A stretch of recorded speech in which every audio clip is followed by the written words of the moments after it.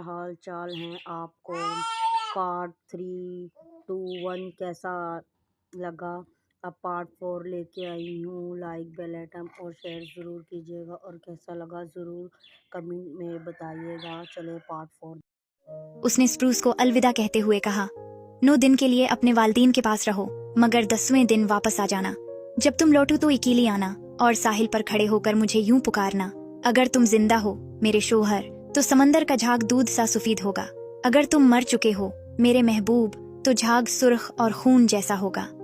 اگر سمندر کا پانی ابلا اور جھاگ دودھیا سفید ہوا تو سمجھنا میں زندہ ہوں، لیکن اگر جھاگ خون جیسا سرخ ہوا تو سمجھ جانا کہ میں مر چکا ہوں۔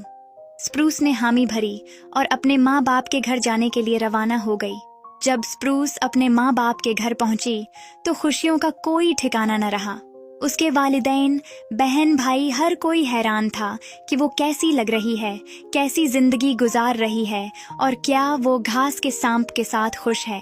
سپروس کو سوالوں کا جواب دینے میں ہی فرصت نہ ملی۔ وہ اپنی شاندار زندگی، سمندر کے نیلے محل، سحر انگیز دعوتوں اور اپنے شوہر کی مہربانیوں کا تذکرہ کرتی رہی، اور سب اس کی باتوں کو دلچسپی سے سنتے رہے۔ مگر ادھر اس کے 12 بھائیوں نے منصوبہ بنایا کہ وہ اب کی دفعہ اسے گھاس کے سانپ کے پاس جانے نہ دیں گے، اور یہ کہ وہ اس مقصد کے لیے باقی بہنوں کی مدد لیں گے۔ سپروس کے بھائیوں نے بہنوں کی مدد سے بڑی چالاکی سے اس سے یہ راز اگلوا لیا کہ کس طرح وہ ساحل پر جا کر گھاس کے سانپ کو بلائے گی۔ سپروس نے بھی خوشی خوشی وہی جملے دہرا دیے جو اس کا شوہر اسے سکھا چکا تھا۔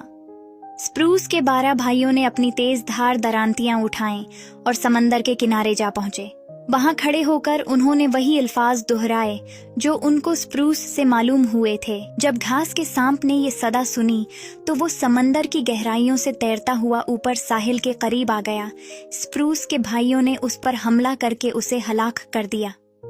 پھر بھائی خاموشی سے گھر لوٹ آئے، مگر انہوں نے سپروس سے ایک لفظ بھی نہ کہا۔ 9 دن بیت گئے۔ وہ دن آ گیا جب سپروس کو اپنے شوہر کے پاس واپس جانا تھا۔ وہ خوشی خوشی اپنے والدین اور بھائی بہنوں سے رخصت ہوئی۔ ساحل پر پہنچ کر وہ سمندر کے رخ کھڑے ہو گئی اور وہی الفاظ دہرائے، اگر تم زندہ ہو میرے شوہر تو سمندر کا جھاگ دودھ سا سفید ہوگا، اگر تم مر چکے ہو تو جھاگ سرخ اور خون جیسا ہوگا۔ جیسے ہی اس کی صدا فضا میں گونجی، سمندر کی رنگت بدلنے لگی۔ لہریں بے چین ہو کر اچھلنے لگیں، پانی تاریک ہو گیا اور جھاگ دودھیا سفید ہونے کے بجائے خون کی طرح سرخ ہو گیا۔ سپروس کا دل دھک سے رہ گیا۔